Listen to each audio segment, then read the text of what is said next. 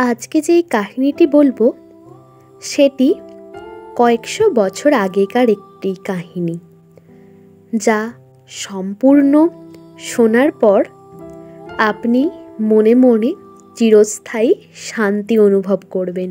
চারজন মহিলা আত্মজ্ঞান লাভ করার জন্য একজন গুরুকে খুঁজছিলেন, যার কাছে দীক্ষা নিয়ে সাধন মার্গের দ্বারা সত্যকে জানবেন। কিন্তু ওই চারজন মহিলা যে গুরুর কাছেই যেতেন, গুরু তাদের ফিরিয়ে দিতেন, দীক্ষা দিতে রাজি হতেন না। অবশেষে একজন গুরুর খোঁজ পেলেন, যার কাছে গেলে তার একটা প্রশ্নের সঠিক উত্তর দিতে পারলেই উনি দীক্ষা দেবেন। একদিন চারজনেই উপস্থিত হলেন সেই গুরুর কাছে। চারজনেই বিনয়ীভাবে বললেন, গুরুদেব, আমাদের দীক্ষা দিয়ে আত্মজ্ঞান লাভের পথ দেখান। গুরু বললেন, আমার কাছে দীক্ষা নিতে হলে প্রত্যেককে আমার একটা করে প্রশ্নের উত্তর দিতে হবে। তোমাদের মধ্যে যে কিংবা যারা পারবে তাকে আমি দীক্ষা দেব।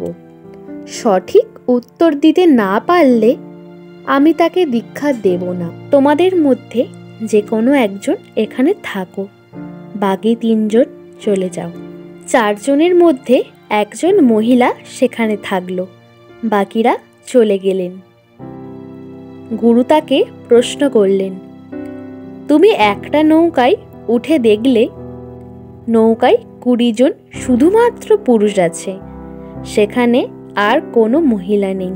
সেই 20 জন পুরুষের সাথে সমুদ্রের একটা দ্বীপে তোমাকে নিয়ে যাওয়া হচ্ছে। তুমি ভালো করেই জানো দ্বীপে নিয়ে গিয়ে তোমার কি অবস্থা করা হবে। এই পরিস্থিতিতে তুমি কি করবে? মহিলাটি এক মুহূর্ত দেরি না করে উত্তর দিল, গুরুদেব, আমি আমার ইজ্জত বাঁচানোর জন্য সমুদ্রে ঝাঁপ দিয়ে প্রাণ ত্যাগ করব। কিন্তু গুরুদেব বললেন, তুমি এখন আসতে পারো। তোমার উত্তর ভুল। যে পরিস্থিতি ঘটেইনি তার জন্য তুমি তোমাকে সাজা কিভাবে দিতে পারো? মহিলাটি খুবই নিরাশ হয়ে সেখান থেকে চলে গেলেন। এবারে দ্বিতীয় মহিলা এসে গুরুকে প্রণাম করে সামনে দাঁড়ালেন। গুরুদেব সেই মহিলাকেও একই প্রশ্ন করলেন যে, তুমি একটা নৌকায় উঠে দেখলে সেই নৌকায় 20 জন শুধুমাত্র পুরুষ আছে, সেখানে আর কোনো মহিলা নেই। সেই 20 জন পুরুষের সাথে সমুদ্রের একটা দ্বীপে তোমাকে নিয়ে যাওয়া হচ্ছে। মহিলাটি প্রশ্নটা শুনে অনেকক্ষণ চুপচাপ ভাবলেন।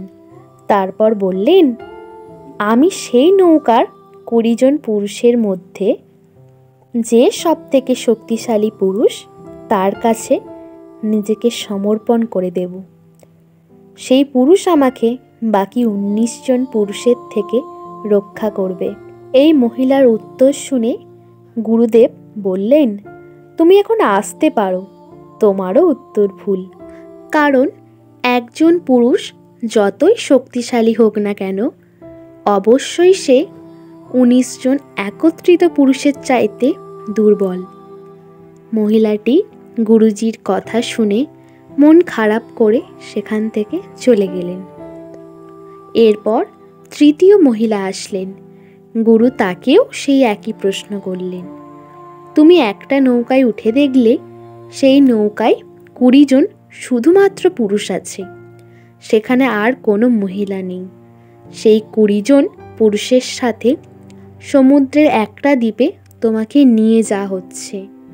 তুমি ভালো করেই জানো দ্বীপে নিয়ে গিয়ে তোমার কি অবস্থা করা হবে।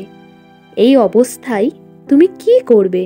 এবারের মহিলাটি উত্তরে বললেন, আমি নৌকায় উঠলাম, সেখানে 20 জন পুরুষ উপস্থিত আছে, আর আমি একজন মহিলা।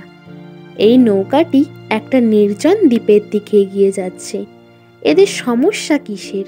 আমি পেশায় একজন বেশ্যা, তাই আমার তো কোনো সমস্যা নেই।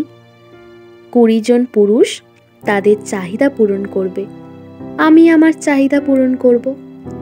গুরু উত্তর শুনে বললেন, তুমি এখন আসতে পারো মা, তোমার উত্তর ভুল।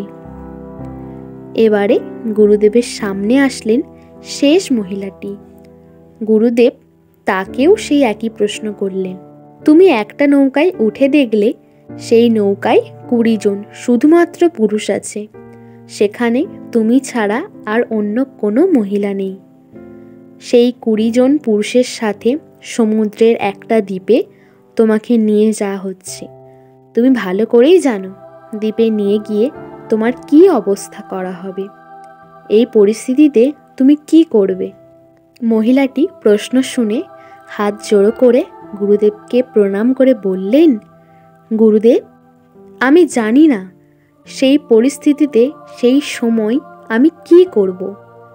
গুরুদেব মৃদু হেসে বললেন, তোমার উত্তর সঠিক, তোমার চিন্তা ভাবনাও সঠিক।